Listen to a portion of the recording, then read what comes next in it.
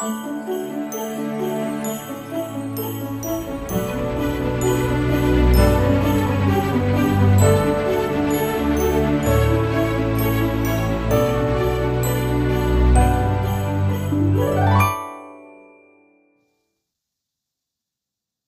hey. Hi, Melissa. Oh, boy.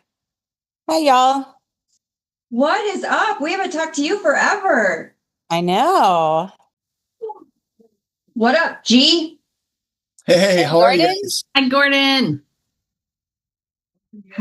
How are you? Good. Do I need to change my name to say G now? You do, actually. I would. Mm-hmm. Yay, Neil. Herp fam. Neil, this is our social media intern. Hello. Schiller. Marvin. President Marvin. Hi, Marvin. President Burton. Right. What's going on, y'all? Hey. How are you? I'm good, family, man. It's good to see y'all, man. You too. You too. Yeah. Really good to see Oh, okay. Hi, What do Neil. you guys... He's got the Lopes hat. He does. I like that. It's a good That's a pretty find. cool find. I know what's up. The host asked us to wear Christmas. I and have then Christmas. We You don't wear just, Christmas. it's the angle. You can't see it, but I promise. It says, "You serious, Clark?" So I promise I got it. Have you guys, what do you guys think of this herb stuff? Have you guys got to check it out? I watched the one episode about girl power or whatever it was, girlfriends, or I thought it was really interesting. I grew up in a family of 5 sisters. Yeah. And so it was really interesting hearing your guys' perspective, especially since you guys have a lot of sisters too. Yeah. I enjoyed it. That's the only one I've had a chance to watch, but I enjoyed watching it. So genuine question, like what's the vision? Who's the audience? Cause I've only watched one episode. So I can't say from one episode I know who the audience is. Who's your target audience? So like the tag basically is like real talk, psychology without the psychobabble, like that kind of stuff. So it's just like anybody interested in like self-help or, motivation, life coaching, things like that. That's going to tend to be our niche. So very wide spectrum of audience, but all with the same Needs.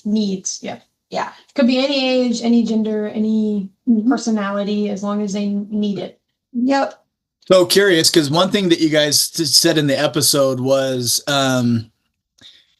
you promote that you're 3 friends from, doctoral school together, right? Yeah. So how are you trying to make like a doctoral connection audience, or like, hey, relationships that you make with people you go to school with, or is that kind of like what you're intending to do? Or is that just kind of like it's there, but it's not really what you're intending to do? It's there. I would say like the it, Neil. intention was more of like balancing all the things on your plate. From residency. Yeah. We're not intending to necessarily hit that, but we've, Dr. Steele Moses has kind of taken us under her wing a little bit, and she's talking to GCU about trying to get us like out there among the students, because she thinks that our stuff could help some of our videos and the things that we do. And so she's been really advocating for us. That's really interesting. So before I started my doctorate program, I actually had a podcast, very, very amateur. So amateur. Yeah, I remember you messaging that. Yeah. Yeah. And I've kind of thought too, I'm like, man, how cool would it be to have a podcast that's directed towards, because we've gone through a lot of, we've gone through some trauma, and I don't necessarily say that like there's obviously other types of trauma that people, holy cow, Teresa, you're writing your dissertation on a very different type of trauma than what I'm referring to. But there is some, there's a ton of imposter syndrome that I'm sure that we've all faced. There's a ton of like, there's no way that I can really do this. But then, you just keep having these small little wins that come up. And I've kind of thought before is like, man, how cool would it be to have a podcast that's directed to doctoral learners to be like, hey, like you're not alone. You've been there. We've been here. we're on the other side. Let's bring in some people to tell stories about, their kind of moments that you're feeling and how they overcame to help you kind of do the same thing. So that's kind of why I asked the question of like, what's the audience? Because I kind of love your feel questions. both a little. Love your questions. And it's, to me, and Teresa can correct me, but I believe that that's like the unintentional positive consequence, right? Like there's this, I don't know if you know what ERP stands for, but it's United. I don't actually. I wanted to ask. United Rise and Resilience Project. And I would say the resiliency is the piece. Like that's when we talk about like the spectrum of people, it's like that finding resilience, or I am resilient, or how can I be resilient? But like exactly what you described, in the doctoral world, it looks like overcoming imposter syndrome, and you just have to jump over 700 hurdles. And I mean, there was a point when I didn't want to keep going, and Teresa was the thing that was like, no, you're not going to stop. You're not, right? I mean, and we probably have all felt that, but that is not how we started this. But a door has definitely opened, even within GCU, of being that voice for doctoral students. It was more like, oh yeah, look at me balancing 700 things and I'm resilient. Like, and not as a pat on the back, but just, we all have hard moments in life. Everyone has life experiences. So how do we keep going? And I think it would be interesting, and we are definitely interested, like if as our cohort, like if we could do more and focus on the topic of, PhDs and doctoral school and all the things that we handle and balance.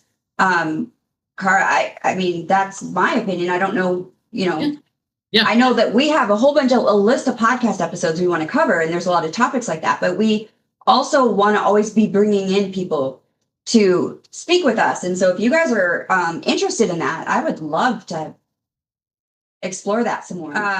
Let's come up with a new holiday tradition for the PhD cohort. You guys, it's been a hot minute since we've all been in the same room together, right? Yeah. But I do feel like walking out of residency 2 was obviously impactful for a number of reasons for the dissertation side of it. But the fact that we have continued to, I mean, we're almost a year out and we are still chatting with each other and encouraging each other. And yeah, a lot of it's through text, but how awesome is it to get majority of us? We are missing a couple people, right?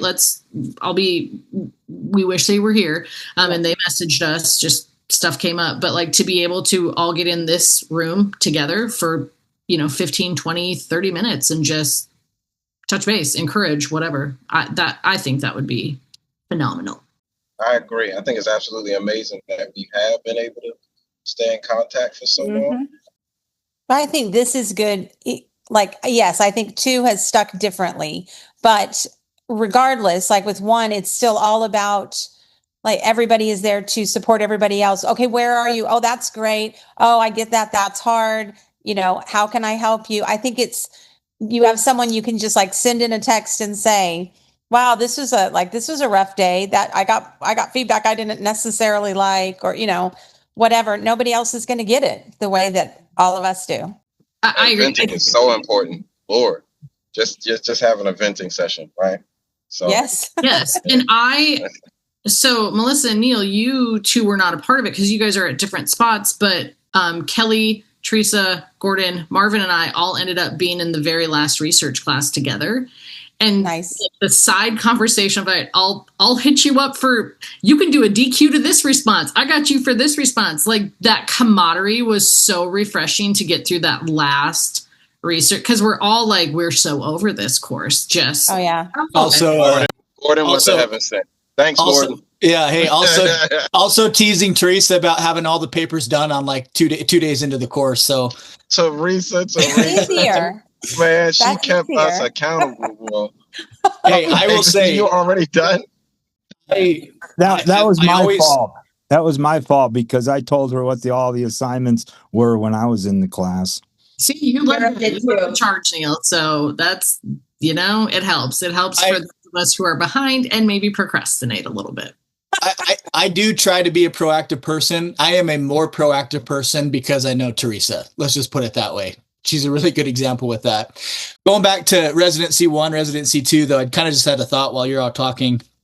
Like my experience with residency 1 was we were there to like help each other survive. But Yes. my genuine experience with residency too is we're there to help each other thrive.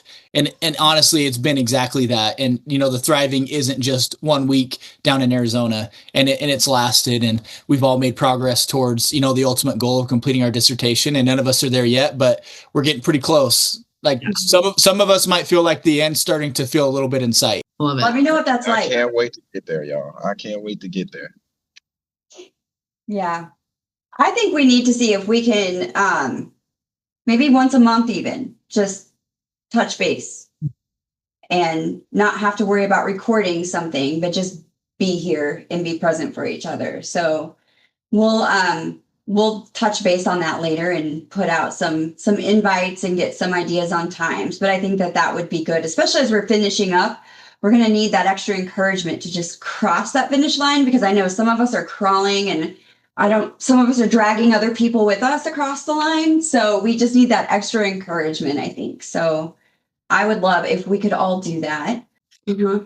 You are dragging me, so I'm going to show up. So there's. Yeah, I feel like I'm the one being drugged. So I've got Kara by her collar, and I'm just like, come on, girl. Because we have, I hit a wall, and I was like, work got real crazy, and yes, I'm supposed to spend this many hours, but like I just felt like I was losing my mind. And so now Teresa, all right, Teresa, here's my checklist. We got to go through this. Like I need someone else's massive accountability, like responsibility to help me be accountable. And it's a game changer. I wouldn't be here otherwise. So we meet every single day. And for full transparency, she did this for me over the summer when I hit a wall. So it's not a one-sided thing at all.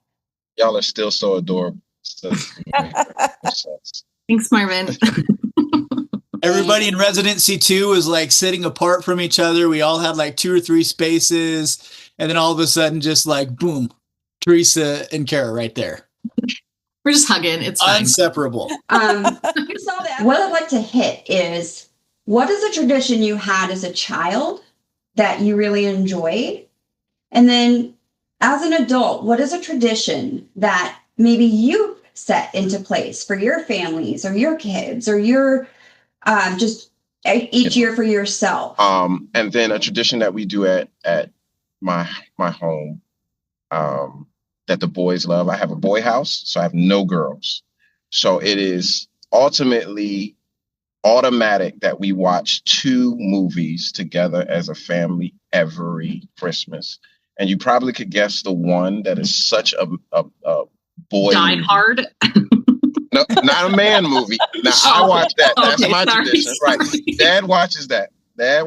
Okay. But for the boys, and a caveat, side conversation. So just like Die Hard, Terminator is also a Christmas movie. I bet y'all didn't know that. All right, so we have to watch Home Alone. It is required. Even got Mom in there where we have to watch Home Alone 2 for her because Home Alone 2 is her favorite. So Home Alone is a requirement. We have to watch it. And then the second movie that we most certainly have to watch is Elf. We every Christmas we always watch Elf. It's such a boy movie. It's ridiculous. The burping and the farting and it's just amazing. So it's awesome. So that's our tradition at our house. We also do the traditional things like putting the trees together, decorating the house and things like that. But those 2 are guaranteed that we're going to do every year. Oh, do you remember the Lifesaver storybooks? Yes. We used to get those every Christmas from my grandma. Yeah. I don't even know Open if it, they have all those. the flavors. Yes. And you eat them all that day, and then you feel like not good the rest of the night. Little sugar high. It's all good. Yeah. I mean, what are 80 Lifesavers going to do to you, honestly, at 5 years old? Carrying on the tradition. And then a side note, we always watch A Christmas Story with Ralphie. Mm-hmm. We always watch that. And the other tradition is for years and years, probably 40 years going on, we play Yahtzee. And whoever has the most Yahtzees, if you set a record, you put your name and the date. And so there's this Yahtzee box that has never been changed. And all the grandkids and my husband and I, we all have names in there from times that we've beaten records and gotten the most Yahtzees. So we decided that we were going to request from Santa that when he gives his gift to us and to our kids, which now is starting to come to effect with now our oldest one's 3. So she's kind of starting to understand the concept of Christmas. We request from Santa Claus that he gives us something related to Jesus. And so, there's fun stuff. There's books that we'll get, there's clothes that we get for Christmas and for our kids and stuff like that. But we request that Santa brings us something that's related to Christ, because we want to try and make sure that our kids know what the real meaning of Christmas is. And there's a wonderful magic that Santa brings. But that's kind of a secondary to what we really want to kind of focus on. So, but one of the things we started doing when they were little was making popcorn, making hot chocolate, and driving around and finding Christmas light displays. And so several people will connect it to the radio station, and then you can watch the display. And so we're in the car, blankets, I don't care if they have pajamas on, whatever, but it is a thing that my kids still want to do. And we are not ashamed to drive 3 hours for a good Christmas light display. If we have whoever to. I'm with, I kind of make it a big deal that I get the first sip of Christmas, because I want to get a huge Christmas Christmas punch mustache on me. And then I'll shout the first sip of Christmas, like Santa does in the Polar Express when he says the first gift of Christmas. So low key, once that's made, whatever else is going on, I'm right there because I want to make sure that I get the first sip. But I'm actually going to share my screen for a second and show you the tradition that we've come up with for my kids. So we do Elf on the Shelf. Our elf is very naughty. His name is Buddy. This is Buddy after he TP'd the Christmas tree and he got stuck in the toilet paper roll. He got tangled up from the light fixture. That's the TP tree thing he did. Oh, that's when he broke his leg. It says, please clean your room. I'm tired of going in there and getting hurt. Ouch, Buddy. Climbing, like rock climbing. Your mouth was shut, so this will have to do. Get it, Buddy? He's got his little Hershey kiss right here. Yeah. Oh, yeah. Okay, we can kind of see how this house goes. I have all boys, okay? Feeding the gremlin after midnight. Oh, digging for change in the couch. Oh, beer pong. Oh, fishing in the bathroom. Gordon, I highly recommend this method of Elf on the Shelf. Maybe not some of my antics, though. Before we do that, I'd like to go around and hear everyone's holiday wish for everybody else. Mine would be easy. I think that I want everyone to be happy and healthy and achieving the things they want to achieve in their life. I'd have to say, for me, I hope that everyone can just this time of year can be so busy. I just hope that everyone can put the busyness aside and enjoy it with people that they love and not get so caught up in trying to be perfect at whatever they're trying to be perfect Mine at. probably echoes, both. I mean, I agree with the happy, healthy, but the word that came to mind was finding a moment of stillness in the chaos and to be able to really enjoy a moment where you don't feel that pressure to be something or have it to be perfect, but just that stillness. Good wedding. Good sister. Teresa, what about you? Mine is that everybody finds a moment of silliness. And Kara knows this. I have 3 rules that I live by every day.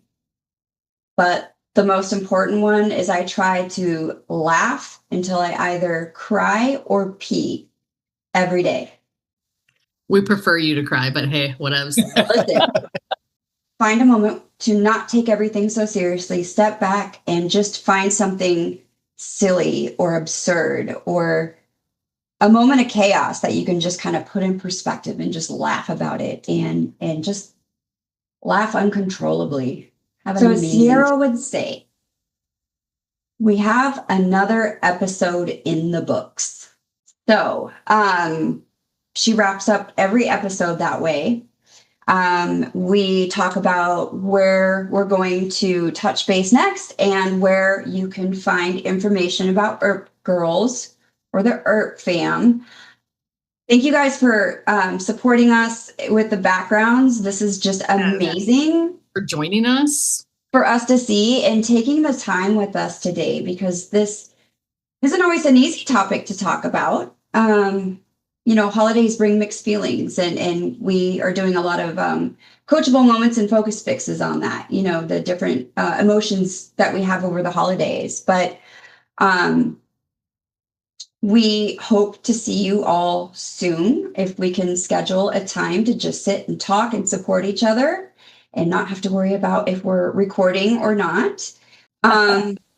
And you can find information about ERP Girls or the United Rise and Resilience Project, YouTube, Instagram, TikTok at ERP Girls, and we are also on Facebook and Twitter, though I still haven't gone on and done anything with that. I know we have a Twitter, but I've not. All steps. All the things. And then you can always reach out to us at connect@erp.net. Y'all have a wonderful holiday season. I mean that to the bottom of my heart. I do appreciate y'all thoroughly.